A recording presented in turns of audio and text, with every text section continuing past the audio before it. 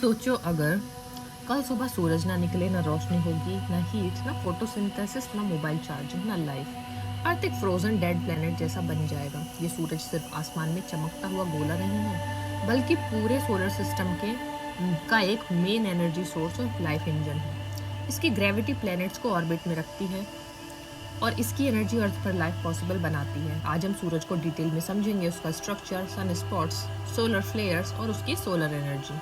तो स्ट्रक्चर देखते हैं सन का कि सूरज की संरचना कैसे हुई। सूरज एक जायंट हॉट गैस बॉल है जो मेनली हाइड्रोजन अप्रॉक्सीमेट 74% और हीलियम अप्रॉक्सीमेट 24% से बना है। इसके अंदर कंटिन्यूसली न्यूक्लियर रिएक्शंस होते रहते हैं। जैसे सूरज के 4 मेन लेयर्स होते हैं। पहला होता है इसका कोर, इसका केंद्र। कोर सूरज का सबसे इम्पोर्टेंट पार्ट है। यहीं पर न्यूक्लियर फ्यूजन होता है। हाइड्रोजन एटम्स कंबाइन होकर हीलियम बनाते हैं और बहुत ह्यूज एनर्जी रिलीज होती है और temperature approx 15 million degree Celsius होता है। कोर को हम सूरज का पावर हाउस कह सकते हैं क्योंकि यहीं से पूरी एनर्जी जनरेट होती है। दूसरी होती है रेडिएटिव जोन। कोर से निकली एनर्जी यहाँ फोटोन्स की फॉर्म में ट्रेवल करती है। एनर्जी बार बार एब्जॉर्ब और एमिट होती रहती है। इस स्लो प्रोसेस की वजह से एनर्जी को बाहर आने में थाउजेंड्स ऑफ ईयर्स लग सकते हैं। मतलब एनर्जी यहाँ जिगजैग मोशन में मूव करती है। तीसरी होती है कन्वेक्टिव जोन। यहाँ हॉट प्लाज्मा ऊपर नीचे मूव करता है। गर्म मटेरियल ऊपर जाता है और ठंडा नीचे आता है। ये वाटर बॉइलिंग जैसे बिहेव करता है। इस प्रोसेस को कन्वेक्शन कहते हैं।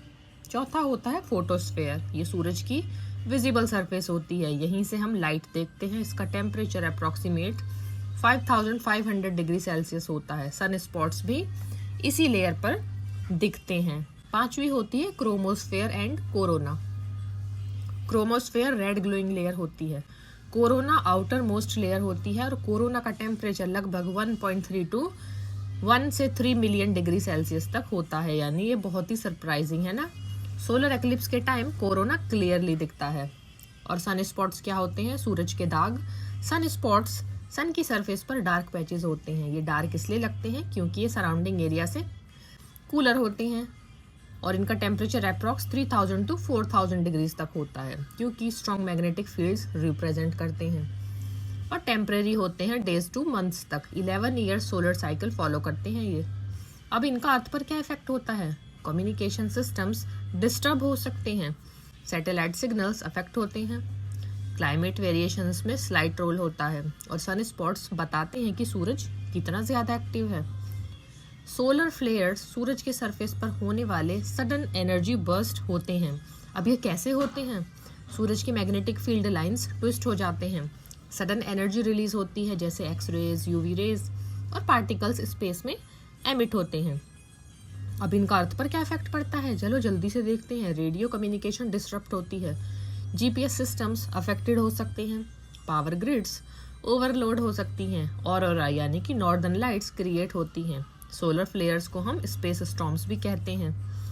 सोलर एनर्जी, सूरज की एनर्जी कहाँ से आती है, कैसे बनती है? सोलर एनर्जी वो एनर्जी है जो सूरज से अर्थ तक लाइट और हीट के फॉर्म में आती है। अब कोर में न्यूक्लियर फ्यूजन होता है तो हाइड्रोजन से हीलियम कन्वर्जन होगा। उसके बाद ह्यूज एनर्जी फोटोन्स के फॉर्म में रिलीज होती है। ये एनर्जी स्पेस से ट्रेवल करके अर्थ तक आती है। इससे बाद में हम सोलर पैनल से इलेक्ट्रिसिटी जनरेट करते हैं। सोलर हीटर्स वाटर हीट करते हैं। उसके बाद street lights solar energy use करती हैं। एग्रीकल्चर इरिगेशन सिस्टम्स चलाते हैं। सैटेलाइट्स सोलर एनर्जी यूज़ करते हैं। इनके तो बहुत सारे एडवांटेजेस हैं। रिन्यूएबल एनर्जी है, पॉल्यूशन फ्री है, इनफाइनाइट सोर्स है जब तक सूरज है और लॉन्ग टर्म सस्टेनेबल सॉल्यूशन भी है। तो इम्पोर्टेंस क्या है हमारे सूरज की? फोटोसिंथेसिस को पॉसिबल बनाता है, वाटर साइकिल कंट्रोल करता है, क्लाइमेट बैलेंस रखता है और ग्रेविटी से प्लैनेट्स को ऑर्बिट में रखता है। अगर सूरज ना होता तो अर्थ कम्प्लीटली डार्क और फ्रोजन होता, लाइफ पॉसिबल ही नहीं होती। तो सूरज और हमारा सन एक स्टार नहीं है बल्कि पूरे सोलर सिस्टम का हार्ट है।